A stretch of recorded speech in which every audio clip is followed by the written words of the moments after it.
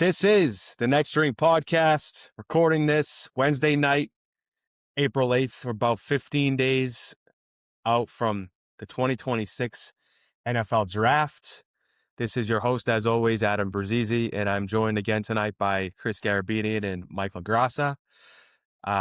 Boys, how are we doing tonight? Getting excited for the draft? Doing great. Can't wait. Excited for the draft. Doing a lot better than Diana Russini's husband tonight, that's for sure. Yeah.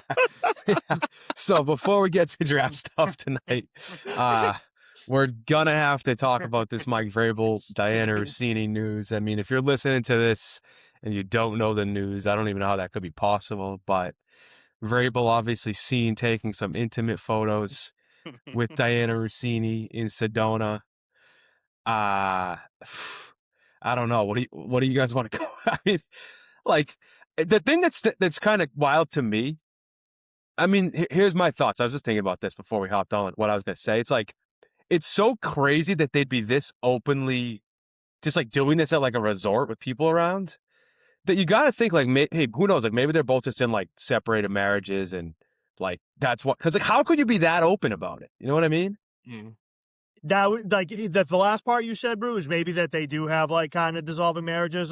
But I do know that, like, Diana Russini has, like, young kids. Like, Vrabel's kids are, like, older. Like, you know, one of them, like, played football at BC. Like, his kids are older. She's got young kids, though. So, I don't know. I mean, it's just like, you know, as Terrell Owens once said, if it looks like a rat, and it smells like a rat, by golly, it's a rat. I mean, you don't do that, hold hands like that with another woman unless you guys are bumping ugly. So, like, I just thought Vrabel would, like, I don't care what you do in your personal life or whatever. That means nothing to me.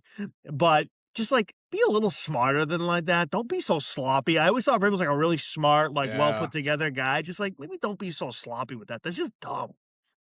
I'm worried about him because I feel like she's got she's got serious power. Like, there's something about her. So first of all, I listened to her on one podcast. I was like, I do not trust this broad at all. Like, there is everything coming out of her mouth is like, she doesn't even believe what's coming out of her mouth. Like, everything is just like, she's so shallow and entitled, which actually makes her hotter, which is why I'm like worried about Vrabel. Like, I feel like he's about to get trapped in there. But and also she kept mentioning her husband in that podcast I was listening to. It's like, dude, you are a straight scumbag. If like, I don't know, I don't trust her. That's all I have to say. I got a few things on that. Like I've seen, there's like a ton of clips of her like, yeah, my husband's not the best looking guy. Like, oh, you know, like she talks like open, like, yeah, my mom thinks our marriage is falling apart. So like, it's not a great. There's something weird going on there. But so like apparently on like the Titans fans, like a Titans Reddit for like years, they've been like, Vrabel's definitely sleeping with Diana Russini. Like she always had the scoop on the Titans. Like every Titans news, she was way ahead of it. And like, yeah, there's obviously something going on there. It's funny too that they're like, oh, how could anybody come to the conclusion that there's any sort of romantic relationship just from a few pictures? It's like, well, you don't exactly do that. Yeah, no, I could have. It's crazy, like, because we had the Ime Udoka thing. What was that? I guess that was 3 years ago now. 4 years ago. It was right after we lost the championship. Yeah, so it was it's a Boston epidemic. You lose the championship, you cheat on your wife, you go full horn dog. 2027 champs though. I think affairs get in people's heads, and I'm worried. I genuinely think this is a huge problem. But if it's going on for a while, like it's been alleged, then that makes me think a little bit less. I mean, like I said, it could be something where it's like, yeah, like he could be, you don't know what the details of their relationship or whatnot. But yeah, it is crazy that it's just like, oh, like they're just open having an affair. Like, so that place they were at, that's like a couple's resort where they went to. It's like what it's known for. It's like $2,200 a night. It is a couple's resort. Like there's no kids allowed in the premises. Like it's one of those places. So, I did see a hilarious conspiracy theory on Twitter, and I'd be fucking dying laughing. It was like Diana Russini's husband is a diehard Eagles fan, while she's been having this affair with Vrabel. Vrabel's been feeding her info, reporting on A.J. Brown to get the price down on A.J. Brown for trades. Howie Roseman was pissed, so he sent Big Dom to take photos of them in Sedona. Dude, I mean, yeah, it's wild. I mean, you'd think she's probably going to be in trouble with her job. I would think. Like, I think he'll be fine. We're not going to fire him, you know what I mean? Yeah. Like, nothing's going to happen to him. I feel like he'll be fine too. I feel like it's a You think so? There's been like a lot of people for years like, oh, like Diana Russini is just sleeping around the league and getting scoops. Like, it's not like I don't know how true. I've been saying it for years. Me and Mike are on the same page. Me and my friend group, I've always said Russini she's not a journalist. She's just hot.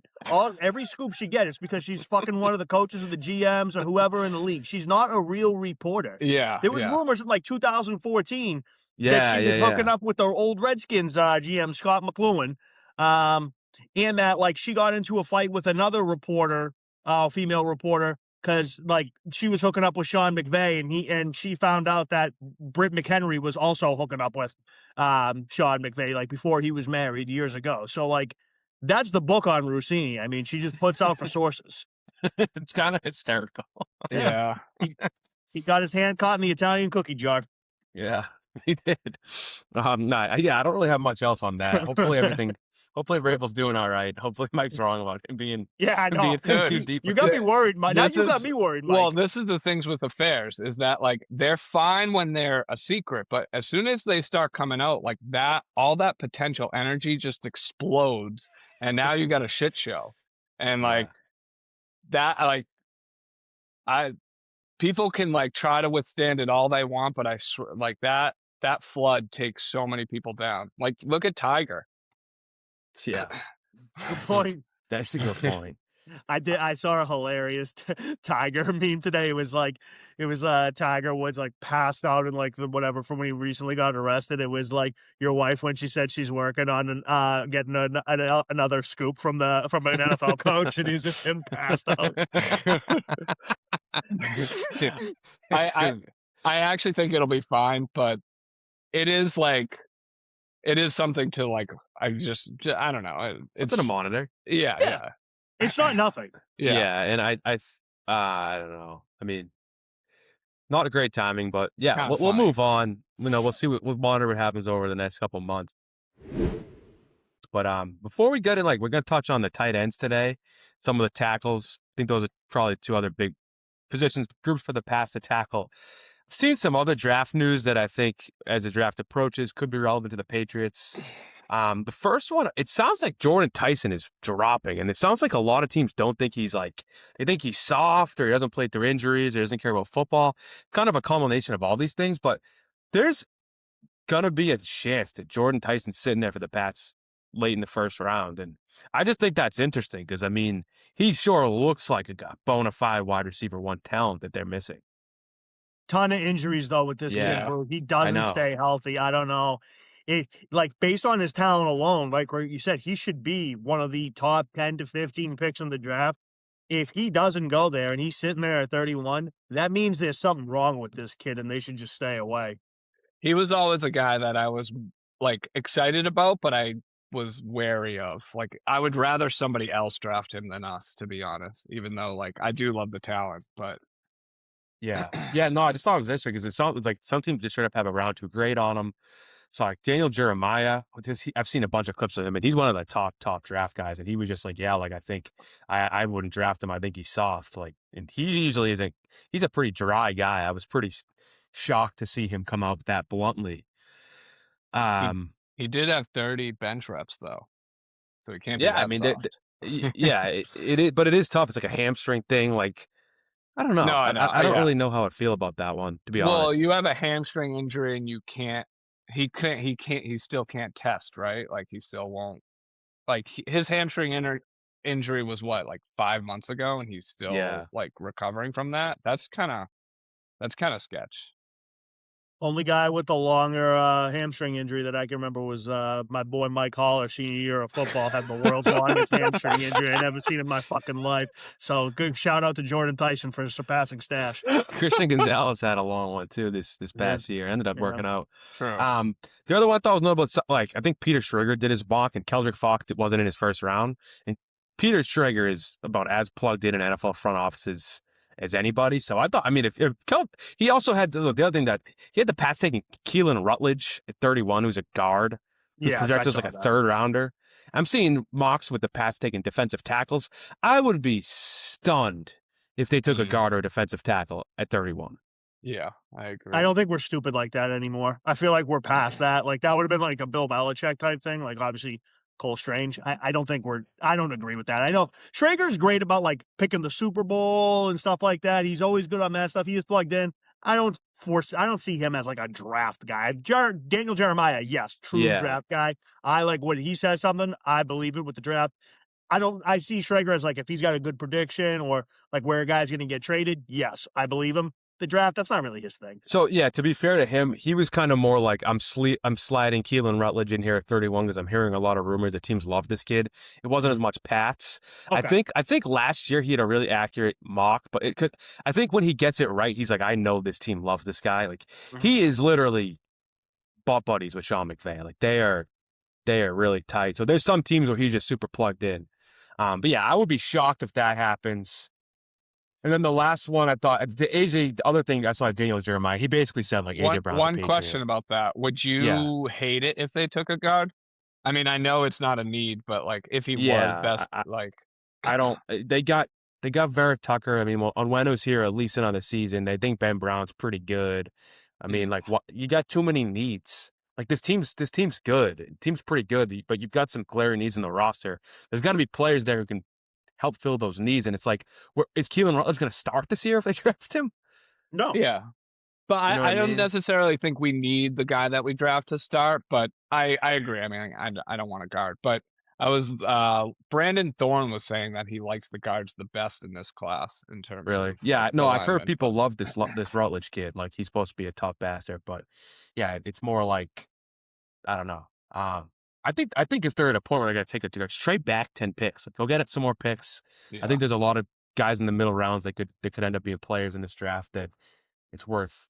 And as to transition, I think tight end is one of those spots where like, it's like an overview. Like you've got Kenyon Sadiq, who's like a freak.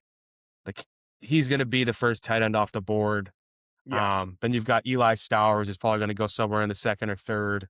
You've got a bunch of other guys on that list who are going to go like third or fourth round. I just think they got to find a way to get a pick where they take one of those kids with one of these picks. And I think like even like I don't hate like taking two of them, like one of these later guys on like the fifth or sixth. But it's a position where you've got Hunter Henry right now. He was starting to look pretty damn old. I know we talked about it a lot in the podcast. He didn't look good at the end of the season. He was really ineffective in the playoffs. You've got Julian Hill, who's like really got limited receiving ability. But he could be. He's just known as like a blocking guy. Like I think he'll get on the field this year. They invested some decent money in him for a backup tight end. You got Westover. He's Dwayne Allen. Yeah, which is. Like, it's something. You're blocking tight end, which you do in this Josh McDaniels offense. If he wants to run it how he wants to run it, like they want to be a running football team. Like I know that's what Josh McDaniels likes to run his offense.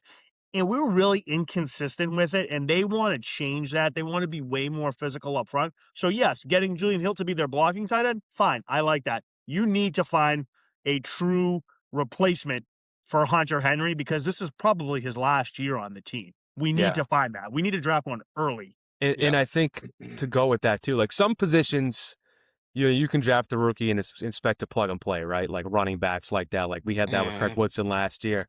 Tight end is probably the single hardest rookie transition position. Now, the last couple of years, we've had Tyler Warren, Colston Loveland, Brock Bowers all come on the scene and play really well. But generally, your tight ends, like we've had a bunch, even like Gronk, his rookie year wasn't all that special. It was really year 2 where he broke out as like a super. Yeah. You give me a look, Gene, you're right. Yeah. Gronk might have been an exception. 10 touchdowns his rookie year, man. I don't know. He was pretty good. Yeah.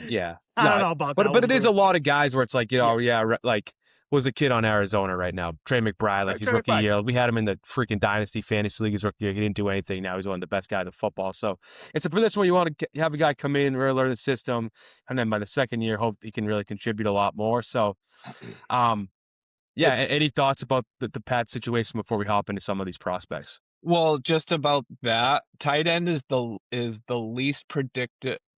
Draft order is the least predictive of NFL success for tight end, apparently. And tackle is actually the highest predictive. So, like, the higher you take the tackle, the more likely they are to be good. Where tight end, it kind of is a little bit more hodgepodge. Like, I think of like Tucker Kraft. Like, he was drafted after Luke Musgrave, and he's the guy that ends up taking the job for the Packers. So it does make me feel like maybe we can wait a little bit on tight ends because there is like a little bit more of a crapshoot in terms of like who you're getting. Oh, yeah. You can get good tight ends in the 3rd, 4th, 5th round. I mean, Kittle was a 5th round pick. You know what I mean? I don't think Trey McBride like a 3rd round pick. Like you can find guys like you're 100% right, Mike.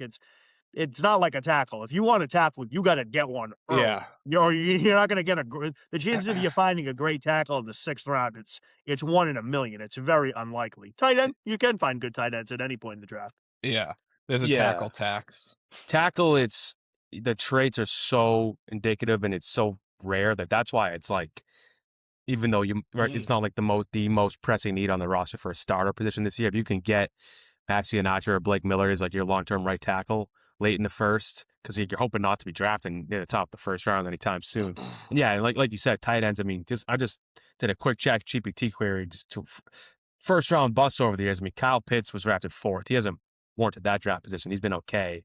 You had OJ Howard was supposed to be a stud first rounder. Eric Ebron, like all these guys have been like solid, but not like best of the best. And there's been a lot of guys that have gone later who have ended up being more productive.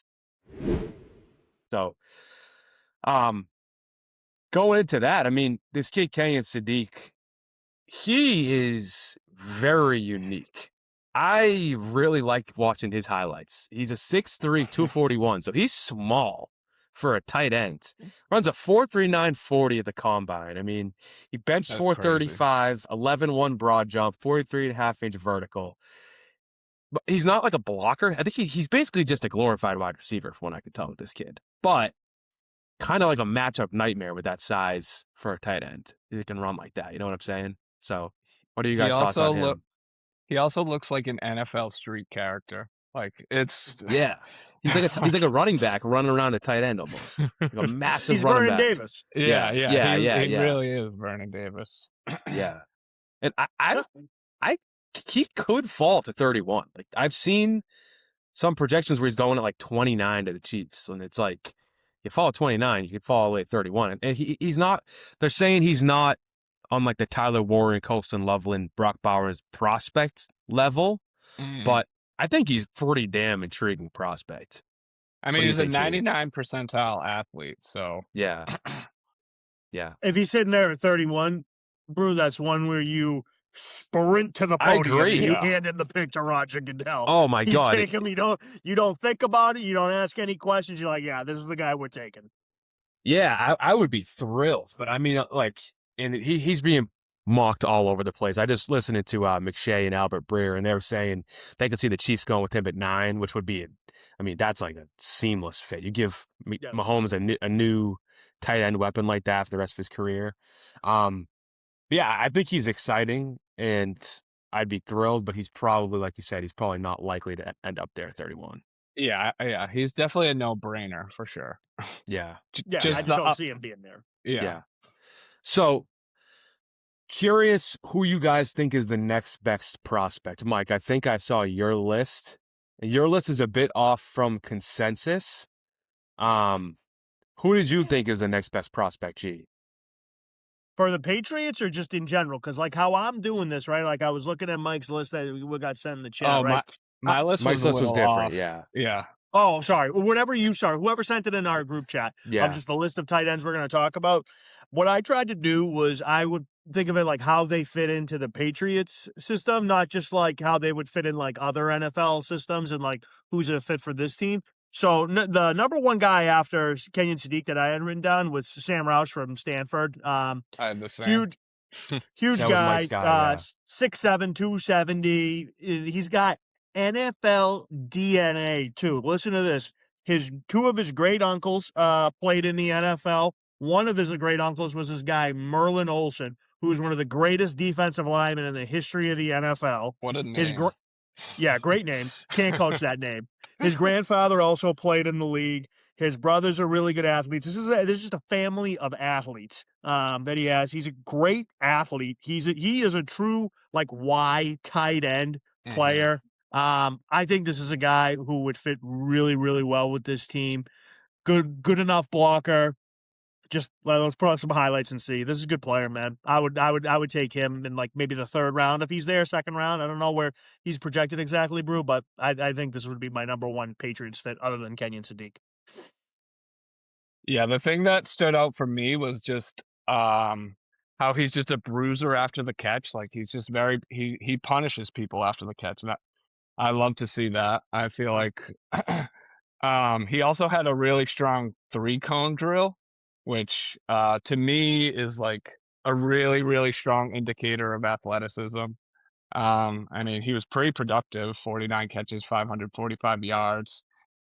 And yeah, apparently he's like one of the best blockers in the class. So I feel like he can fill that, like he can be your Y tight end. You can have him out there on rundowns and passing downs. He just gives your offense just more options.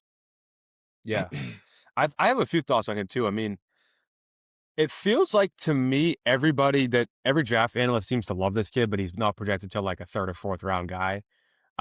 Which is interesting because it's like, and I think the other thing, I think part of the reason why we're talking about why the tight end position is so hard to predict, because I think a lot of college offenses are just different how they use tight ends. And sometimes you might have this awesome tight end prospect who just, the quarterback doesn't throw him well, the offense doesn't emphasize him. And sometimes they might be the best guy on the offense and they kind of get like inflated stats. Like he had 2 touchdowns this year, 545 yards. It's solid. He never had like this like amazing season, but he just looks like such an NFL tight end. He's big, like that size, 6'6", 267 is just elite.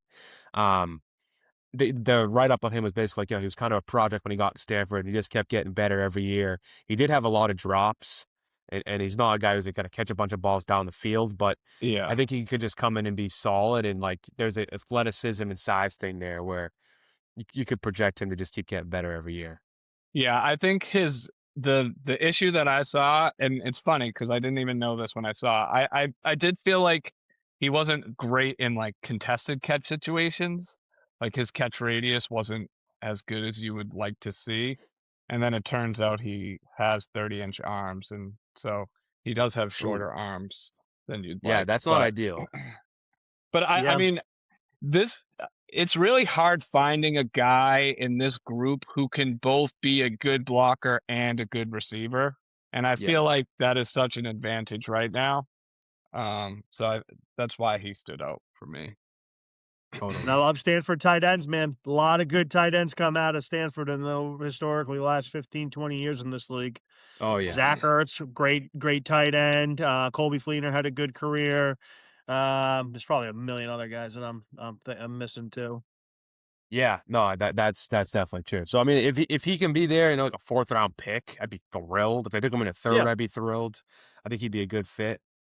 I think the other guy, the guy who's like probably the most consensus top 2nd round guy is this kid Eli Stowers from Vanderbilt. So 6'4", 239, ran a 4.5, 45-inch vertical, 11.3 broad jump.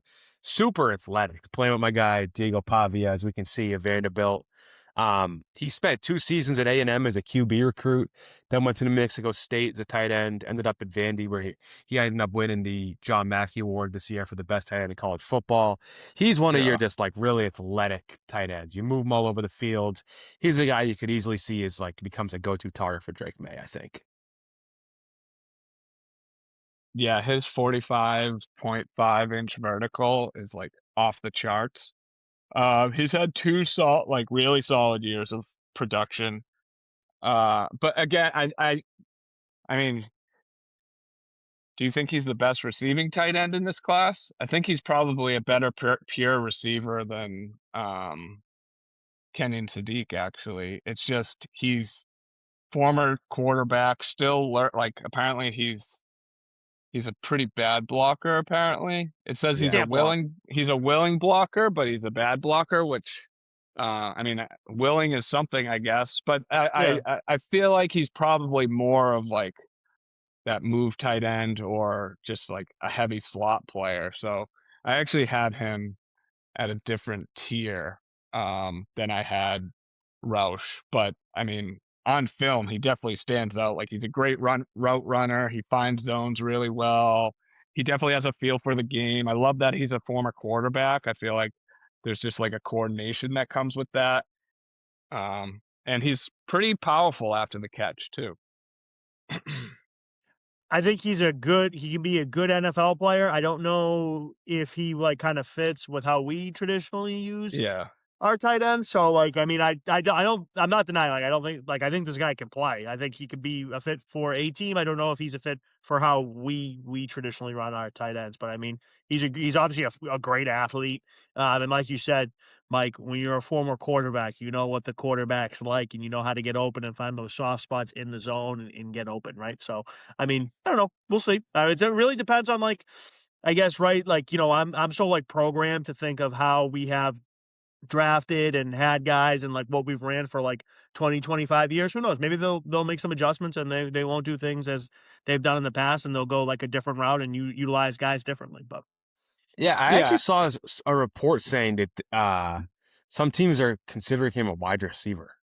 They're like, we're sort of Yeah. just like evaluating him as a wide receiver. That's how much they don't think he's like actually a tight end. So, but like that size speed combination, even for a wide receiver, it's a unique matchup. I think when thinking about the Pats, like I felt like when push came to shove in the playoffs, we didn't really have these like matchup nightmares for defense whatsoever. So thinking about like a Sadiq or an Eli Stowers, like these are guys who do bring in kind of a different problem for defenses that we don't have right now, you know?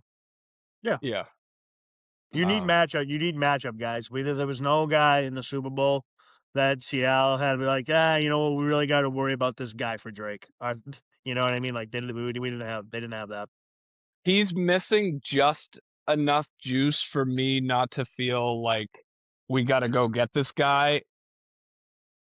Like he's just enough of a tweener and missing just enough juice that I'm like, I I don't feel like the need to go get him. Like I feel like you can have like if he's gonna play the slot, then you can put a receiver there.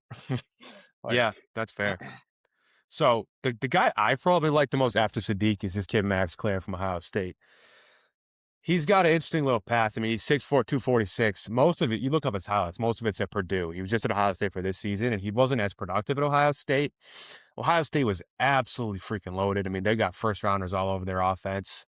But just seems like he just looks like an NFL tight end to me. He just gets open. He's pretty quick. He's pretty big. He's a decent blocker.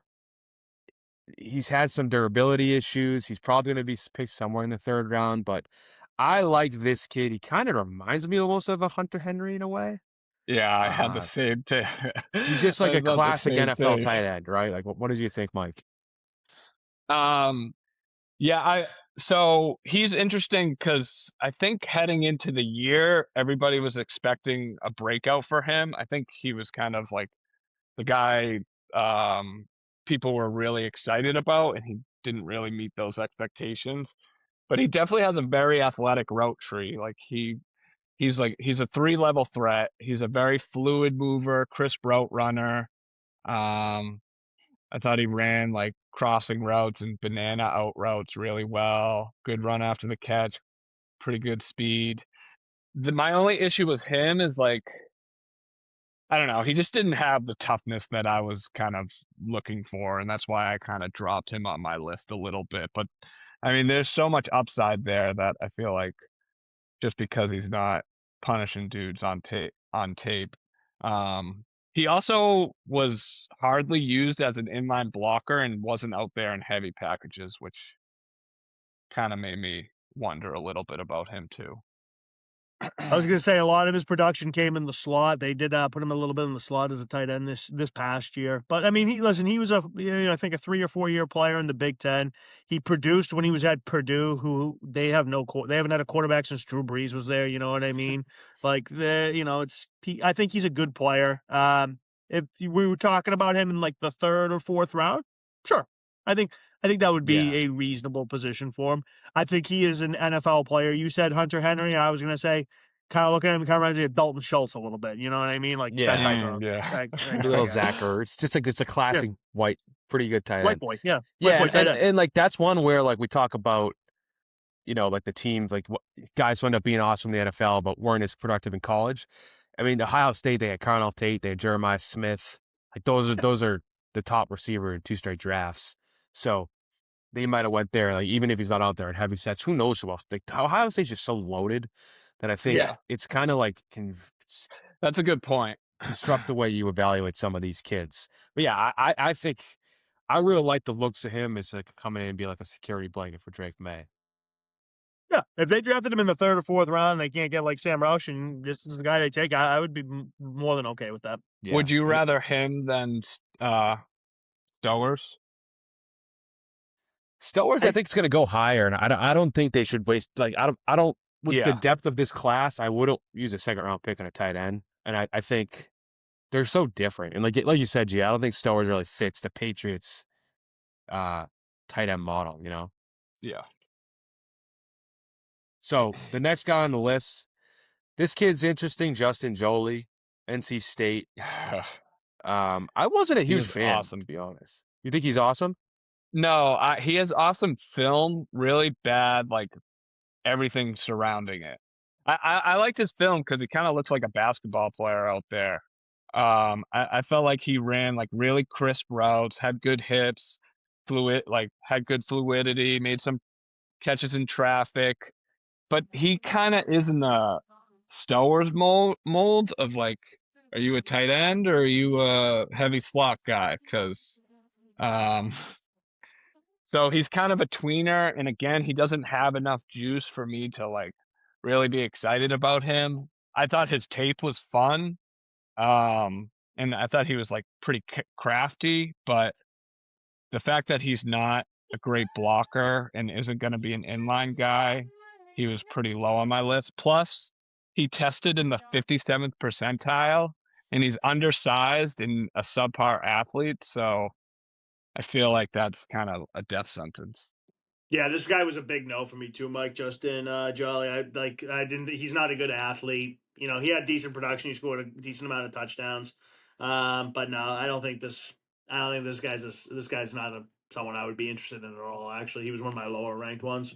Yeah, I said not a fan. It's intriguing because he's kind of projected above a lot of these other options. Like he projected above like Sam Roush, this next kid, Marlon Klein. Yeah, I did not look at this kid and say like, oh, this kid screams stud NFL tight end by any means. So, interesting, right? Like he's one I would definitely be a little disappointed if he's who they ended up going with over some of these other options. Whereas this kid, Marlon Klein, I think he's really intriguing. I think we're gonna draft this guy. Marlon Klein. I don't know why. I just feel like he's gonna be a Patriot. So 6'6", 248. I mean, that's legit NFL size. 4'6", 40. He grew up in Germany, which I feel like sometimes there's like just when you're not growing up in football, you kind of like still learning the game as you come over. There's some untapped potential. Team captain, really good blocking tight end, and he's really good running seam routes. Like I feel like you look at these highlights we got going right now, and he's just running down the middle of the field and he's getting open. And the fact that he can block and the fact that he can get open, sign me up. I like this kid too, bro. Straight from the Rhineland, you know what I mean? Top German motherfucker, you know what I mean? I like this kid too. I don't know. He, obviously he didn't really truly start. Obviously he played and he was on the national championship team a couple of years ago, but he wasn't a starter. Colston Loveland was the starter, but I thought he had a pretty good senior year. He was a team captain. I mean, They had a lot of dysfunction in Michigan, as you know, from another coach who had an affair, was leading the charge, Sharon Moore at Michigan. So a lot of dysfunction, still a good player. I think this guy has very raw potential, but I would like this kid too. I'm with you, boys.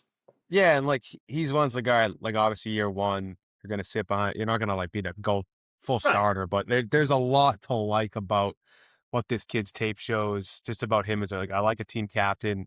Like you've been emphasizing this a lot, G, when you guys played the Big Ten all 4 years. Like, it's good competition. He's had a good program. He's been a part of a winning program for a lot of those years. So yeah, I think and he might be like more like a fourth, fifth round target. I'm really curious in general because I feel like there's a good chance like we take like 2 tight ends and 2 edge players. Like just get those positions. This draft is so deep at those spots where in some of these other positions it's not nearly as deep that it's like if these are who the best guys are and they're kind of like also hitting positions in need, like double dip, get a couple guys who can solidify that spot where it's not something you have to worry about for a couple more years, Yeah, you want Yeah. to you want to take a couple cracks at it. Absolutely, no. I'm with you, and I think like last year, one thing we started doing again because like I've been harping on the Patriots do this for years is draft guys from winning programs who played high level competition like against real guys who are also going to be going to the NFL. Like they did that a ton last year. They drafted from Ohio State, LSU, like good Georgia, good programs. That's like another building direction I want to see them continue this year. Yeah, I love it. I love it. I love that What mindset. one more tidbit about him. He was also voted most improved player on Michigan in 2024, which I love to see that. Me too. Yeah, totally.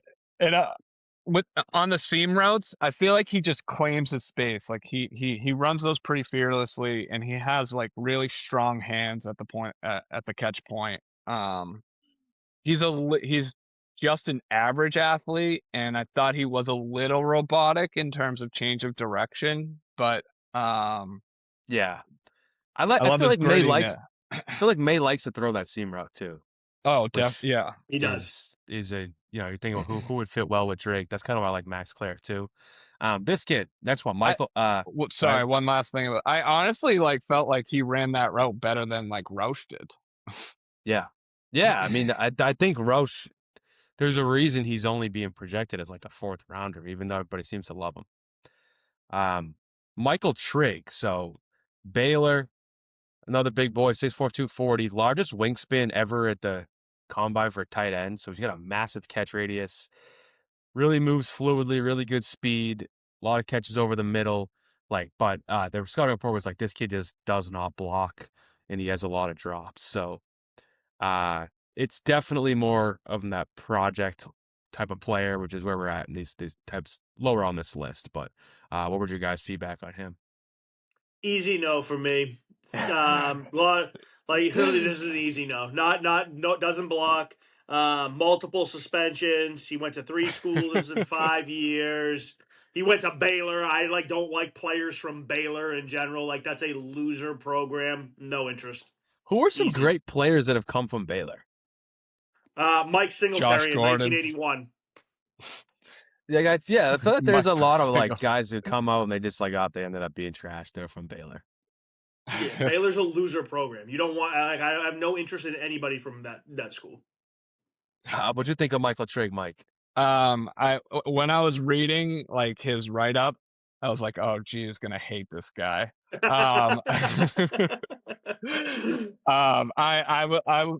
I mean, his highlights are cool, but I wasn't a fan. He also he tested a 27.5-inch vertical jump, which like I'm pretty sure I can jump way higher than that. Now he said he had like a hurt hamstring, but there's like rumors that he just didn't train for it. So right off the bat, that's like a pretty big red flag. I mean, he does like his long arms do jump off the screen, and he does have such a wide catch radius. But I mean, if you're not gonna block, then like If he's not gonna, yeah, this kid. I think this kid might be like the who worst cares? blocker out of all the prospects, or one of the worst. It's like, dude, if you're maybe Eli Stowers, but it's like you're not gonna block. You have a bad attitude. Like you've gotten in trouble. You've been all like you are just not a fit for this program. Yeah. I'm surprised, man. McShay has him 126 on his big board, and I do not see it with Michael Trigg. Well, I mean, he just has he's got the NFL body. Sure. When I first turned on his tape, I was like, oh, now we're talking. And then you kind of Yeah, dig into it more and you're like, okay, I'm good. yeah, that's fair. This is a guy I think I'm more a fan of by a long shot. Eli Raridon. So 6'6", 245. It's a big boy. He kind of has a reputation of more of a blocking tight end. So this kid was a stud basketball player. Tore his ACL in high school and his freshman year, same ACL. So it took him a while to get going at Notre Dame. This year he kind of broke out, 32 catches for 482 yards. I think he's another guy who just kind of looks like an NFL tight end when you watch him. He doesn't have as much for Yeah. the route tree, but he's a really good blocker. He's really good at finding zone coverage. 79-inch wingspan. So there's like a lot of athleticism traits. There's a lot of just good football traits, and he may kind of has like a good reason for being a late bloomer. I think he was a big time recruit, both basketball and football. So I don't know. What would you guys think about him? I had him pretty high up. I had him behind Stowers on my big board.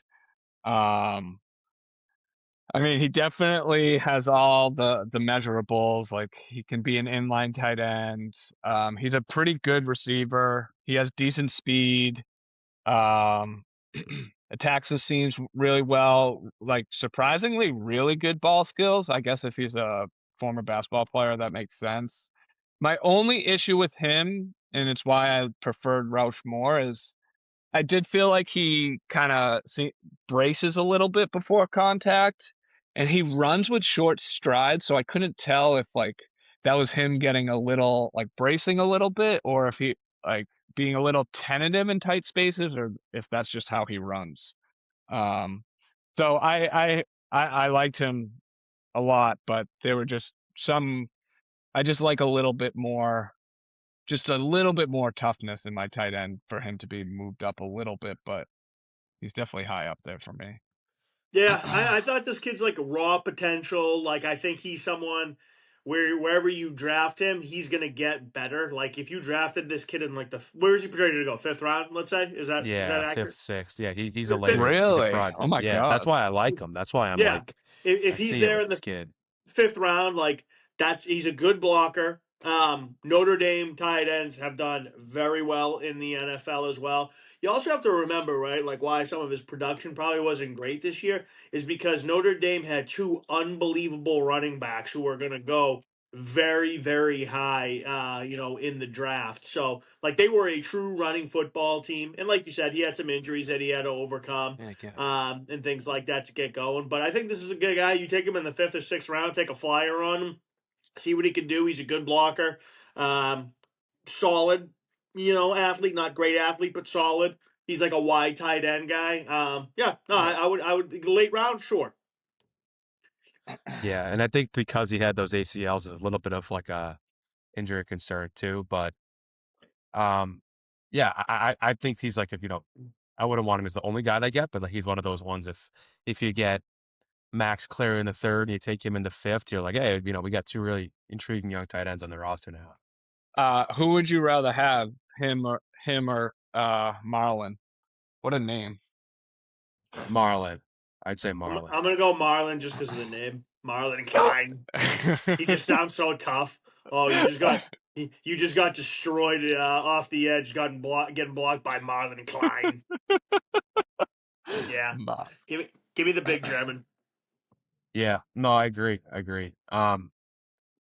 This kid Oscar Delp from Georgia. So 6'5", 245, never had a ton of production. He kind of doesn't look 6'5" to me, doesn't I he? know. He He looks doesn't look that big. he looks like Welker almost. Is it because he's number 4? You Maybe. guys remember that movie Troy, like about the Greek War and things like that, when Brad Pitt's cousin wears No. his like armor and goes to fight in the battle. His cousin, that he looks like he's wearing Brock Bowers like jersey to go fight and be him, but he's not him. He's close. He's like a little mini me version of him. Like that's what I think of when I think of Oscar Delp. That was Like, perfect, actually. yeah. So he's like a raw prospect. Like I think he's a great athlete. I know he's got great speed. Yeah. But he didn't really produce a ton. I don't know. Again, he's another one of these guys. Like if he's there later in the draft and you want to bring him in here and see if he could, because I'm pretty sure he was a pretty high recruit coming into Georgia. Like he's one of those guys. Like okay, maybe he didn't do a ton production wise in college, but we'll see if we can get something out of him later in rounds. Sure. Yeah, I almost think it's just because he's number 4 why he looks so small. But Yeah. there's just not a ton there. Well, And then I think he's a very fluid athlete, and so I think that also like almost makes him look smaller too. yeah, that's fair. And then I think the last guy I thought was noticeable, Jack Oh wait, Endry's out of I sorry. I want with Delp. He was actually my third. I had him third on my big board. I mean his speed. He had 4.4 speed, which is crazy. I mean his size, like it actually wasn't too bad. Apparently he's like a good enough blocker for his size. He's got like receiver and lacrosse player in his background. Um, like he can run, like he has the short area quickness to beat linebackers. Like there's a lot there that I like. His only issue, I guess, is contested catch. Um, can be tough for him, but I feel like I don't know. I feel like in an well, I guess Drake really likes throwing those seams, so that might not be the best fit. But he was doing he was doing different things from some of the other tight ends that we were looking at in this list. Yeah, he's projected, I think, a little bit higher than some of these guys too. So the projections are all over the place, but people definitely like him. People think he could be a good fit with the Pats. And then the last one I thought was notable, this kid Jack Endry's out of Texas. So this kid, 6'5", 245. He was a walk-on at Cal. Just kept getting better every year. Say he catches everything. Kind of lines up all over the formation. Not a run blocker, but I think he could be like a late target developmental guy. Can be really impactful in the passing game. You see a lot of good highlights here. This kid catching the ball down the field. So I think just another pretty intriguing option for something the Pats can do. Yeah, Fernando Mendoza loved him at Cal the year they were there together. I know that he was like one of Mendoza's top targets. I think he can catch in traffic. He's not a blocker, like you said. He would need to get stronger, for sure, if he ended up, being like however he progresses in the league. I don't know how strong he is. I think he's a solid player. I'm not like over the moon about him, but I think he's solid. Yeah. Yeah, he definitely attacks more vertically than horizontally. Like I don't think he is like an incredibly fluid mover, but he has really good body control in traffic. Um, he's intriguing. Again, he's another like move tight end that like didn't have the juice that made me feel like we gotta go like made me feel like he was better than some of the inline guys. Maybe I'm just showing such a bias towards that. But I mean, he was super productive. I guess not really this past year, but like you said, and with Mendoza, he was. I swear that the way these guys the number they wear has an impact on how I view them for a tight end. Like it's like if you're number 4, like Oscar Delp, you look small. You're number 88. It's like, oh, this is a big boy. You know what I mean? But yeah, anybody else? I know you had a few more on your list, Mike. Anybody else that stuck out for you? Um, I mean, two guys that I liked. I liked Riley Nowakowski. Yeah, I looked at his stuff too. He was next on my I list. feel like he's just the guy that you want on your team, like just somebody who can do all the like dirty work tasks for you. He can play a little bit of fullback. He could play some tight end. He's like amazing after the catch. He like I don't know. You guys don't know him, but we had a running back at BB&N, Papagiannopoulos. He Big like boy. he rumbles down the field like him. Like he had a lot of like long catch and runs. And apparently he's just like really well built and probably like one of the best blockers. It's just that he has like some stiff hips, but I felt like his stiff hips, he actually did have some wiggle after the catch despite that, but I don't think he's going to be receiving much. I put him as he should be a fullback. Like Yeah. if we had him as a fullback, he's like 6'2", 250. He's not a tight end. He's really a fullback. If they put him in that role and he was here, I think he'd There be he pretty is, good at fullback that. dive for a TD. There you go. Yeah, he's 6'2". He wears number 37. Put this kid in fullback. There's something there. I don't think he's gonna go for like the 6th or 7th round either. So I think would he's be pumped if we got him. yeah. Yeah, he looks like a football player. I mean, obviously he came from a program that was incredibly successful this year too at Indiana. They won the championship. So anybody else, or I kind of want to hit a couple of these tackles quickly. I just want to ask, did you watch Daquan Wright? No, I'll pull him up. Still alive. He's interesting. I mean, he's 6'4", 246, 32-inch arms. He had 39 catches, 635 yards, and 5 touchdowns, which is pretty solid. He's got the body to be an inline tight end, but he also started 2 games at wide receiver for Ole Miss, so he can move pretty well. And he's also another guy that's really good after the catch. And I just felt like he played with an energy and swagger, and like kind of got downhill in a hurry when he had the ball in his hands. What was this kid's name? Daquan Wright? Yeah, from Ole Miss. From Ole Miss.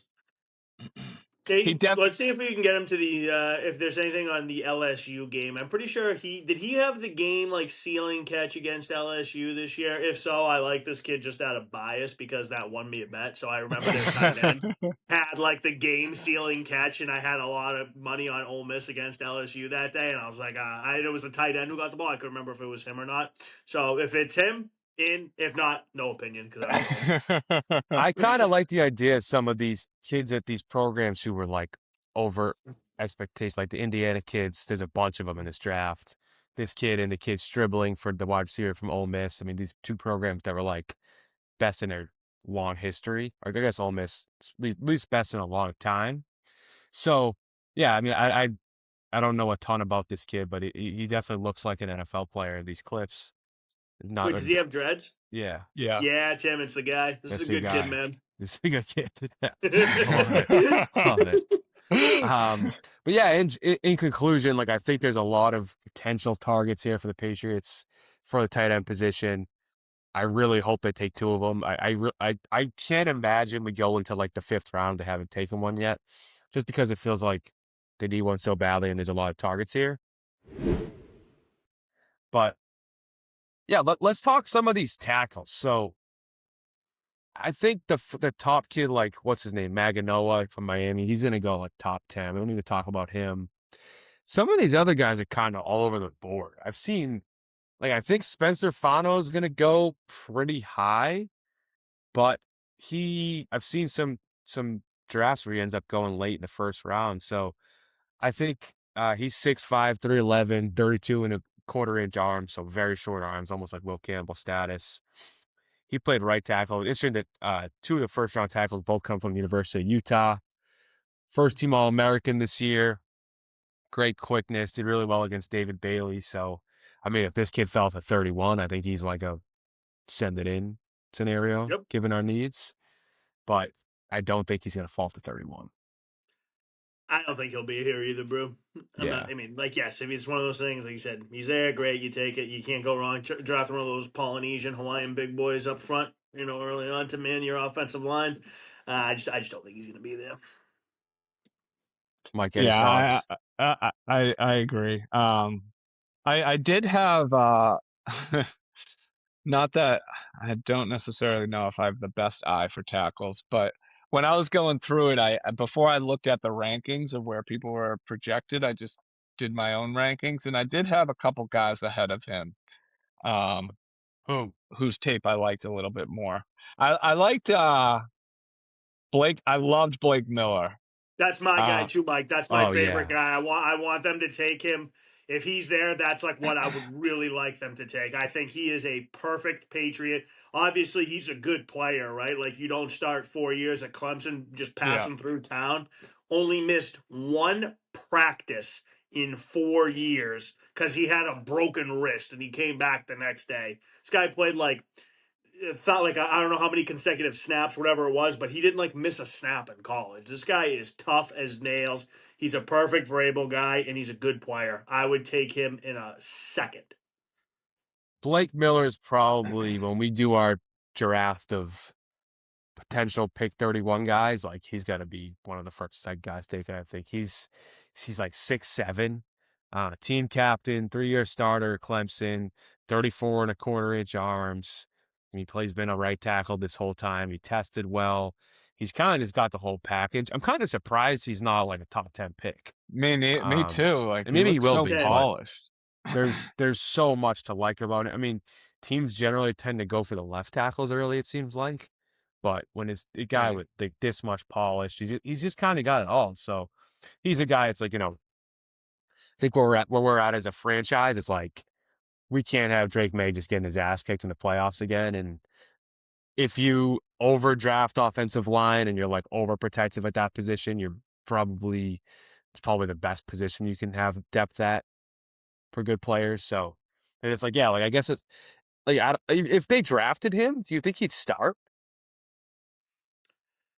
Kind of, Maybe yeah. they'd let Morgan Moses like have the job, I guess, in camp. I get maybe you know what I mean, but like let's be realistic. Like Morgan Moses had a very good year for them last year. The chances of him Yeah. playing 17 games this season, it's 1 in a million. You know what I mean? Like, so maybe will he start week 1? No, he'll probably be the swing tackle. But by like week 4 or 5, he'll probably be starting there, because Morgan Moses will be banged up at some point. You know what I mean? So I think he'll start at some point this season, but it might not be week 1. Yeah, Yeah. I honestly think he might. I don't know. But Moses did have a really good season. Like He did. he was so dependable that I think it's tricky. It's like can you count on him getting through one more season for the most part, and then next year you address his position. But like we No, talked you got to about, address it this year, Brew. If this kid is here with you yeah, at 31, you have to take him. You can't just be like, we're gonna bang on a 35-year-old who's been mostly banged up in his career, but last year he was 100% healthy. Like, come on, like that's not gonna happen twice. yeah. No, I agree. I kind of don't think he'll be there at That's 31. fair. I don't think so too. But I mean, hopefully he is. But I feel like it's just such a high floor pick that um you need to take it if Yeah, it falls into your lap. yeah. And then the other like big time right tackle who a lot of people have the Pats taken is this kid Max Iannaccio, who I think is really intriguing. He's 6'6", 321, 33 and 7/8 inch arms. He was born in Nigeria, moved to the U.S. at the age of 12, where he played soccer and basketball. He didn't play football until his second year at East Los Angeles College, where he was there for a few years. Then he went to Arizona State, all Big 12 tackle in 2025. At this point in time, he's better as a pass blocker than a run blocker. But he's just got everything you look for in terms of size and athleticism for a tackle. He's one if you draft. Moses is starting. This kid's following him around every single day. He's like his little protege for the season. And next year he's starting, and he's probably filling in some games this year. But there's a lot to, and his projections are all over. I've seen anywhere from like top 15 to like late second round. So hopefully he falls and we get him at some point. But I don't know. I don't know if I'd be as excited about picking him at 31 because I don't think he can just plug him in and play him right away. Yeah, he's a project. I mean, you just said it, right? He started playing Yeah. football a couple of years ago. Like, he's not like he's newer to the sport. Obviously, he's got all these incredible physical skills, and he did play well enough, in his time at Arizona State, like to be considered here. Like, again, I think it's what you said. He'll be the left side's version of Nate Solder in 2011. Remember when Nate Solder, we drafted him 2011? We had one more year of Matt Lyon, and then I think Nate Solder played a little guard, fall around Matt Light, and then Matt Light retire, and then we plugged him in, it would be like pretty much the same thing. Like he would, spot starter next year, and then we sponge for Morgan Moses, and then he'd play. But I mean, I think he's got a lot of like intangibles and like things like that you would want in like in terms of like physical skills that you would want in a in a right tackle and things like that. So it would be he's a project. He's raw.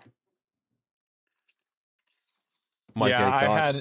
I had him as like of the 7 tackles that I think that have like potential to go in the first round, I had him ranked the lowest. But again, I mean, I wouldn't hate if they took him there either. I just feel like it's such an important position, and I don't think that you need to be. I think just because he might not start week 1 isn't a reason not to take him.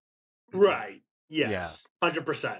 It's really such a unique position where like you just don't find many 4th round guys who end up being like a great starting tackle. Like it's not something you can take risks on either. And it's so important, especially when you have a guy like Drake May.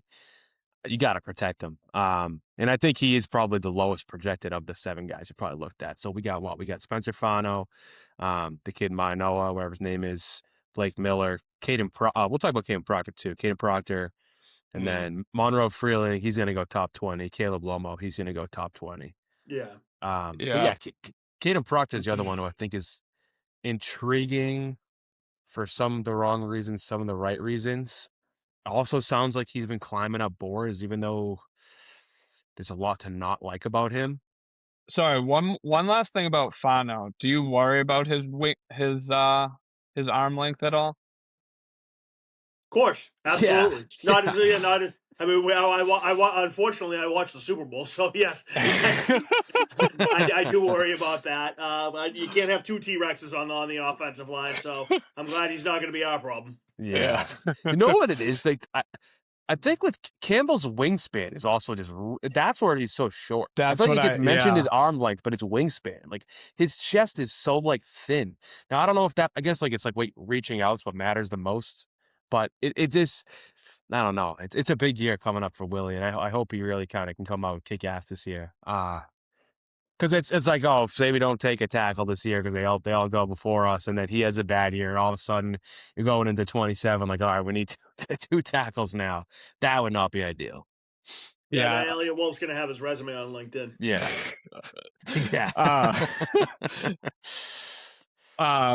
Brandon Thorne was talking about him, and he was saying that he tends to anchor deep in the pocket, and I was like, oh, fuck. Who? I feel like that's kind of, yeah. So he's right tackle Will Campbell. Yeah. It's so funny on Will Campbell, one last thing on him. So last year, before like we were going to draft him, like I did not want the Patriots to draft him like at all. So one of my best friends is Mike Hubbard, who played college football. He was like an All-American D2 guard, but he was a guard. So I was like, I want you, he works construction. I was like, I want your boys to measure your arm length and your wingspan today at work the day of the draft. I was like, I needed them to compare you to Will Campbell. And Hub, who is a 34-year-old former Division II guard, had a longer arms and wingspan than Will Campbell. I'm like, damn. I was like, I can't believe we're drafting this kid at 4. You know what's funny too is that says a lot, actually. Holy shit! Yeah. Caleb Lomu, who's the other Utah kid who's going to go in the first round. McShay's little write up on him. He basically said like his style reminds me a lot of Will Campbell. So it's like both the Utah kids have a lot of Will Campbell. I mean, like we said too, like going into January, we were feeling a whole lot better about Will Campbell than we did after the playoffs, but hopefully he gets healthy. Hopefully that's a lot of the reason why he played so poorly. I've seen a lot of people like former offensive linemen saying on Twitter, like, it's not an arm length thing. Like his technique was horrible in the playoffs, and it could have been because he was hurt. But that needs to turn around this year. 100%. I know we're joking tongue in cheek here. It's fun to joke about the arm length stuff. It's kind of funny. Yeah, you have to. You have to have a little humor about it. Yeah, and then I mean this kid, Caden Proctor, he's all over the board on people's lists. 6'7", 352, 33 3/8-inch arms. He's massive and he can move. 3-year starter at Alabama, but the tape just does not match the potential. Like everybody's gonna just say, yeah, like you watch the tape, you're gonna come out super unimpressed. But when you watch the highlights, it's like, wow, this kid's a monster. That block right there just crunched this guy. So, I've seen he could go top 10. He could fall out of the first round. I wouldn't be like disgusted if they took him. It wouldn't be like I'd be like, oh, okay, I'll talk myself into it. He's definitely a project, and I just don't like kids who have these poor attitudes. It's almost like a Trent Brown, but Trent Brown was a 7th-round pick. Does he This have a kid's not a bad G guy. attitude? He's not a G guy. I watch a lot of Alabama football. Like that's the school I probably watch the most on Saturdays. I don't like him. Like he has all the ability that you would want. I think his attitude is garbage. I can't see him being a fit here, man. I don't know. Maybe somewhere else he could work out. I'm not a fan of this kid. If they draft him in the first round, I wouldn't be like particularly too pleased. Yeah, the like the high end traits, like the movement skills, explosive off the ball, like the fast twitch for his size are like really intriguing. But like the inconsistency, I mean, I saw again, Brandon Thorne was saying that he struggles at times to mirror defenders, which is like that's a huge red flag for me. Again, he was also saying that he could see him being a guy that moved to guard eventually. Yeah, that's But been some of the talk with him. Kind of reminds me of Mekhi Becton. You Yep. guys remember Mekhi Becton? Like he would yeah, get drafted high by the Jets as tackle. Was like a loser with the Jets, like everybody else. And then he had that one good year in Philly as a guard. And then last year he was hurt and like terrible. Like I could see him being like him. I have no interest in Caden Proctor. how do you Yeah, I'd feel be about disappointed. like linemen that are just like maulers who are going to be like really good in the run game, but they leave something to be wanting in the pass game? Does that intrigue you at all, or? It depends on where we're going to play them. What position do you want them to be at? Yeah, if it's a guard, it's okay. If it's a Yeah. tackle, that's scary.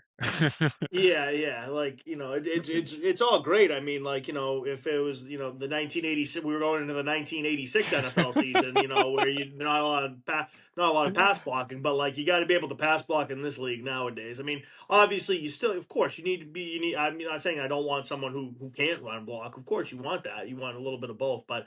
I mean, if I had to have a preference, I want someone who can protect my quarterback from, that we're going to be paying $70 million in a couple of years from eating shit. So, Yeah, especially with this, like we cannot have another year where May's just getting hit all the time. I mean, the way that the playoffs ended, just it's gonna leave a sour taste in your mouth. yeah. Oh, gee. Speaking about Alabama, what's Yeah. your scouting report on Gurmy Bernard? Like On just who? what on Gurmy Bernard, their receiver, just like watching them week in, week out. Oh, he's another one. Like Alabama had a couple of these guys, and I don't know if it was like a thing with that like when Saban was left the program and DeBoer took over, but like they had a couple of these guys like Proctor and him who were like talented, but like assholes and like Yeah. not like buying into the program and like not being like good team players. He had a ton of ability and a ton of talent, but there would be times where it'd look like this guy would rather be like selling hot dogs in the stands, like not wanting to play. So Mm. another guy, I don't know. I honestly, from watching this past team that Alabama had, there's really like not too many players that I would be interested in from this Mm. past season. Yeah, so he wasn't making his presence felt for you like week in, week out, and like you're not like Right. we gotta okay. Because he's some guy. I've been interested in him, but I wanted to hear your take because you're watching him week in, week out, and like get a Yeah, sense of no, like it's like his another one. impact. He has. It's not like an ability thing. I think Proctor, like they have like the skills to be like great players, but something was going on there this past year. I don't know what. I don't know if it's like a coaching thing or what the Mm. hell is going on in Alabama. But like they still have some very talented guys, but like they're not performing up to like the level and the expectations that you would have to be at that program and like the kind of recruit that they came in at. Yeah, yeah. yeah, yeah. That'll wrap up the draft stuff for today. So next week, I think we're gonna maybe do some of these Pro Football Network mock drafts, run through some stuff, run through some topics. We got 2 more episodes till the draft. Sure, we'll do a few after recapping what happened, and then yeah, we'll see where the offseason takes us from there. But this was fun. Really looking forward to seeing which one of these guys the Pats end up scooping, and let's hope there's no more damning news on Mike Vrabel this week. But yeah, thank you guys for joining. We'll see you guys next week. Go Pats. Go Pats.